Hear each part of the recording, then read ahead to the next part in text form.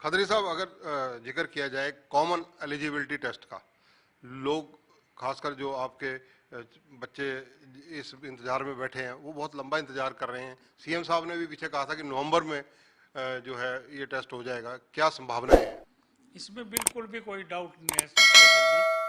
5 और 6, 7 नवंबर को हमारा सीईटी होने जा रहा है। जैसा कि विधानसभा में श्रीमान मुख्यमंत्री जी ने घोषणा की, तो उस पे हम उन तारीखों पे पूरी तरह से अटल हैं। और जो नोटिफिकेशन करना है तारीखों का या शेड्यूल डालना है, वो एनटीए ने डालना है। तो हमने भी उनसे रिक्वेस्ट की है कि आप ये शेड्यूल जो है ना जल्दी से जल्दी डाल दें, चाहे 2 महीने 1 महीना पहले डाल दें, ताकि ये कन्फ्यूजन दूर हो सके। हरियाणा में अगर देखा जाए जिला परिषद के, पंचायत के ये चुनाव भी हैं, कहीं वो तो नहीं क्लैश कर रहे हैं आपस में? उसके लिए आपने कोई पत्र भी लिखा हो, कहीं चुनाव आयोग को ऐसी चर्चाएं हैं? आप लोगों के माध्यम से, मीडिया से मेरे को पता लगा था कि वो इलेक्शन की, पंचायत की इलेक्शन की घोषणा 5, 6, 7 नवंबर को कर रहे हैं। तो जैसे ही मैंने पता लगा तो मैंने हाई अथॉरिटी से बात की, यहाँ तक कि मुख्यमंत्री जी से बात की। तो उन्होंने कहा रिटर्न में एक लेटर जो है वो आप इलेक्शन कमीशन को लिखिए। तो मैंने स्टेट इलेक्शन कमीशन को लेटर लिखा, और वो वैचारिक तौर पे तो सहमत हो गए हैं कि हम 5, 6, 7 को इलेक्शन नहीं कराएंगे। हमने रिटर्न में लेटर भी उनको दे दिया है। तो ये पक्का है कि 5, 6, 7 को हमारा पंचायत की इलेक्शन की वजह से नहीं टल रहा है, वो 5, 6, 7 को ही हो रहा है। कॉमन एलिजिबिलिटी टेस्ट की जहाँ जिक्र आता है, कितने ऐसे अभ्यर्थी हैं जिन्होंने अभी तक इसमें फुलफिल कर दिया है, जिन्होंने ऑनलाइन अपना सारा कुछ डाटा दे दिया है? अगर कॉमन सी और डी की बात करें तो कॉमन हमारे पास 10.5 लाख कैंडिडेट हैं, और अगर सी की बात करें तो 11,46,200 कुछ कैंडिडेट हैं जिनका रजिस्ट्रेशन हो चुका है, फीस कन्फर्मेशन हो चुकी है। मतलब हम अब फाइनल काउंट हमारे पास 11,46,200 समथिंग है। आपके लिए 11 लाख से ऊपर बच्चों का एक ही दिन में टेस्ट करवाना, कॉमन एलिजिबिलिटी टेस्ट करवाना काफ़ी बड़ा चैलेंज रहेगा। नहीं, हमारे लिए कोई चैलेंज नहीं है। इससे पहले हम इससे भी ज़्यादा काउंट का टेस्ट करा चुके हैं। जैसे डी क्लास में कराया है हमने, क्लार्क में कराया है।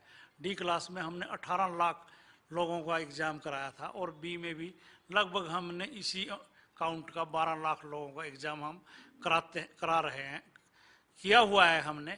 तो हम इसको कोई चैलेंज नहीं मानते। पर कुछ लोग इस मामले में कहीं ना कहीं शंका व्यक्त कर रहे हैं कि इतना बड़ा टेस्ट है, जब 5-6 हज़ार 10 हज़ार अभ्यर्थियों की परीक्षाएं होती हैं, पेपर लीक हो जाते हैं, तो इतना बड़ा टेस्ट कैसे सारी चीज़ों पर आप फोकस करेंगे?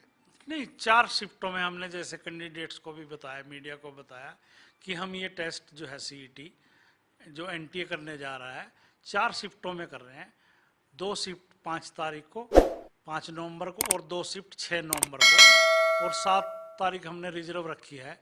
अगर कहीं मिस हैपनिंग हो जाती है या भगवान ने करे कोई ऐसी गलत वो हो जाता है, तो वहाँ उस जिले का या उस एक केंद्र का हम एग्ज़ाम 7 तारीख को करा सकते हैं, जैसे इलेक्शन कमीशन रीपोल कराता है। इस तरह से हम किन्हीं 1-2 जिले का जहाँ कोई ऐसी शिकायत मिलेगी, क्योंकि सेट हमारे पास पहले से ही ज़्यादा बने हुए हैं, तो हम 7 तारीख को भी एग्ज़ाम करा सकते हैं। आखिरी सवाल एक बार फिर से कॉमन एलिजिबिलिटी टेस्ट पर। कॉमन एलिजिबिलिटी टेस्ट के लिए डेट्स कौन सी निर्धारित हुई हैं? 5, 6, 7 नवंबर। और अभी आज एक नया क्वेश्चन आ गया है कि आदमपुर का चुनाव आ गया है। तो आदमपुर चुनाव की कोई आचार संहिता हमारे ऊपर लागू नहीं होती, क्योंकि हमारा जो प्रोसेस है वो पहले से ही चल रहा है।